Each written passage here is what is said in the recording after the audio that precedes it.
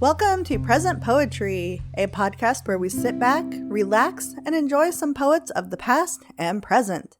I'm your host, Erin Crittenden, and before we get started on this week's episode, I want to remind you that all of the material used in this podcast is either public domain or used with permission from the author or the author's estate.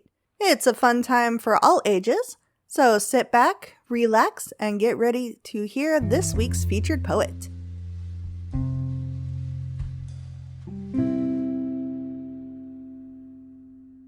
This week's featured poet is Edward Vidaurre.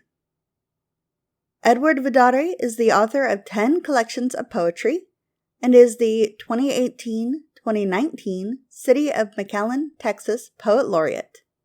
He's also the publisher of FlowerSong Press. His book, Jazzhouse, won the Award of Merit in 2020 by the Philosophical Society of Texas for Best Book of Poetry by a Texas Author. His book, Pandemia and Other Poems, was a finalist for the Writers League of Texas Book Awards. We are reading a few of his poems that he submitted to us through the forum at presentpoetry.com.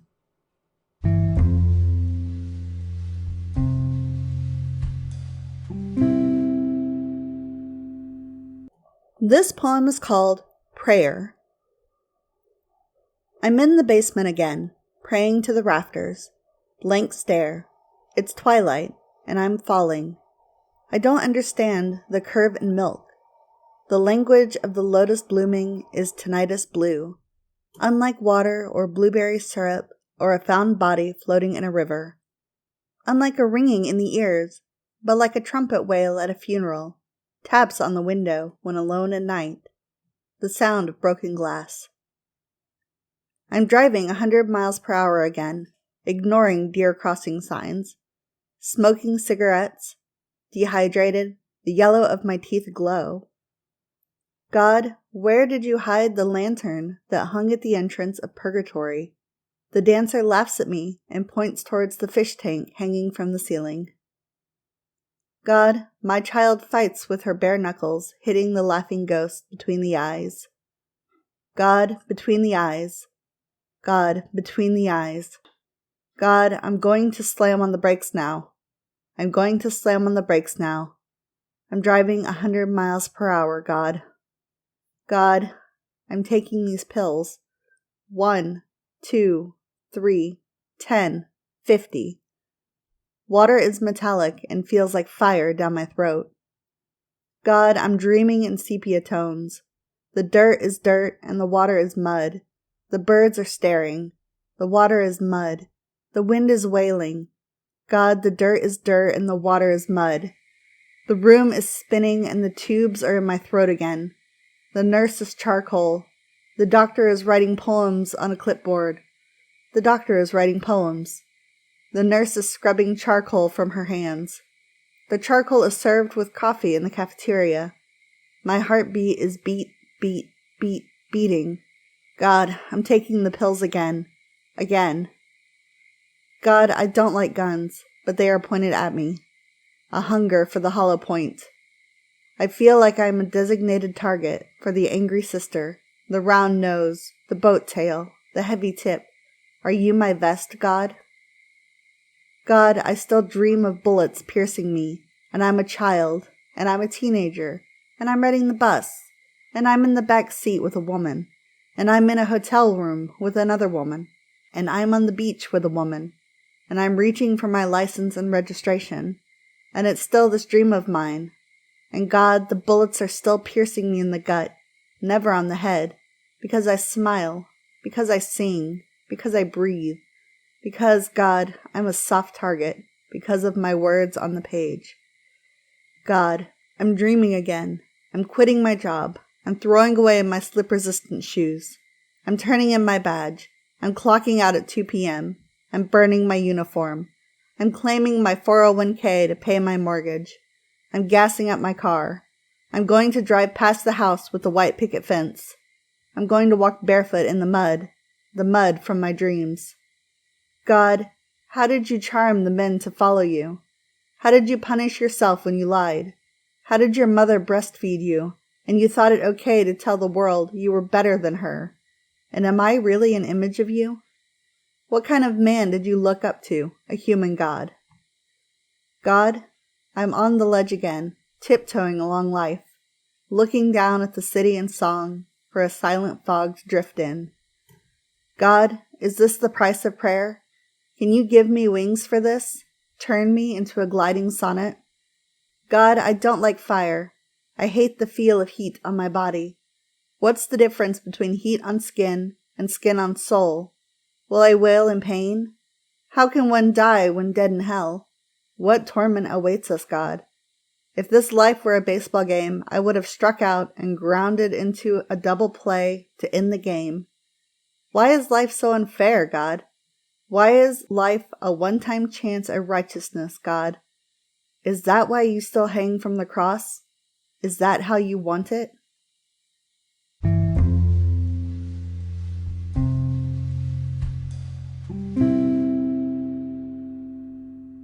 This poem is called Jacarandas Lamenting. Why haven't all the jacarandas bloomed yet, blessing us with their purples? She draws on her easel the coming bloom in spring, the June of Santa Ana. Fortnight weeping for a love lost in a scandal, she paints rivers on her pillow. Tears run across painted, smooth rocks that roll over and over and over each other on the banks. The trees don't understand the nakedness of lovers that don't touch each other. She paints a love scene in bed. The womb of a kaleidoscope forms. It's her paradise, she says. My paradise, with a sigh. The secret is in the poetry of the day. She whispers to herself as if to assure herself she is not mad.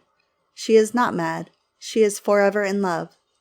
In love with spring and hands on her breasts, fingers in her mouth and petals. She doesn't recognize the woman in her bed or the wineglass on her bedside table. She closes her eyes and takes her sin with her to dream. She dreams of driving away in his arms, where he holds purple paints and brushes for her art to paint jacarandas with breast milk.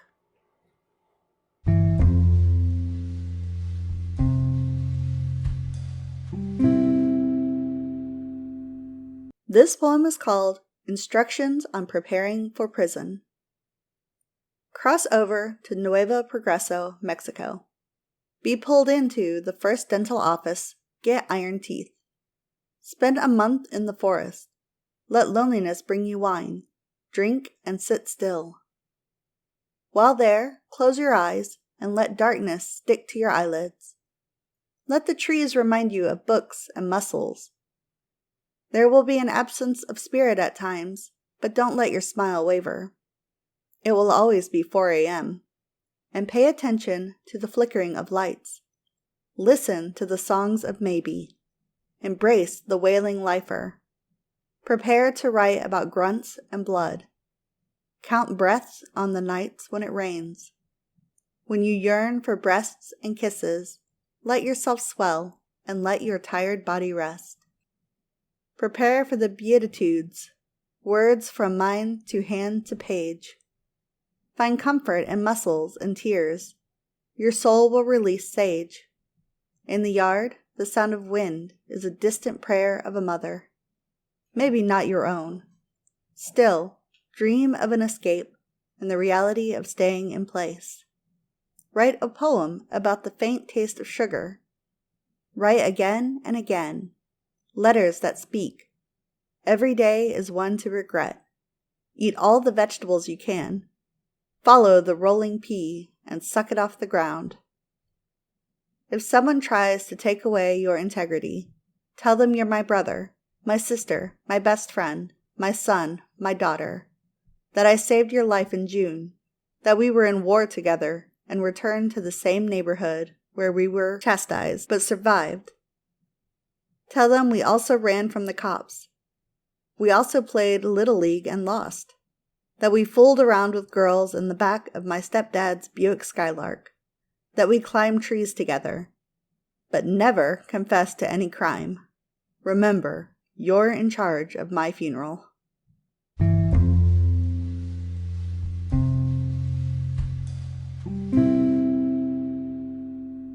This poem is called The Girl in Treatment Room 8. Empathy is slim in the Children's Hospital for the girl in Treatment Room 8. The girl in Treatment Room 8 mocks the crying babies. Wah, wah, wah, fucking die. The babies are crying. First-time parents, worried about high fever. I sit in my work clothes, smelling of food and grease. A slim nurse in pink scrubs rolls a large screen monitor on an upright desk, types in numbers and notes, and passes by the girl in Treatment Room 8. She has a tattoo of a butterfly on her left arm. "Hey bitch," she yells, "get me out of here." I'm outside the room fiddling with my telephone, answering my wife's questions on the situation. I've been up since 6 a.m. and the day has worn me. The girl in Treatment Room 8 has toned down. The nurse gave her something to calm her. More pills to help with the other pills that got her here in the first place. The girl peers at her, untrusting of the medicine. Several minutes pass, and she no longer yells for death. She no longer spits and kicks. The police officer outside the room seems bored that his shift has begun here, relieving the officer who brought her here to Treatment Room 8. The cop comes with knowledge of the final score of the baseball game. He comes with coffee on his breath. He hears the girl in Treatment Room 8 stirring. She breathes out the words, "Daddy, get me out of here, please." The cop looks at me and smiles. The girl in Treatment Room 8 is my girl, and I'm getting her out.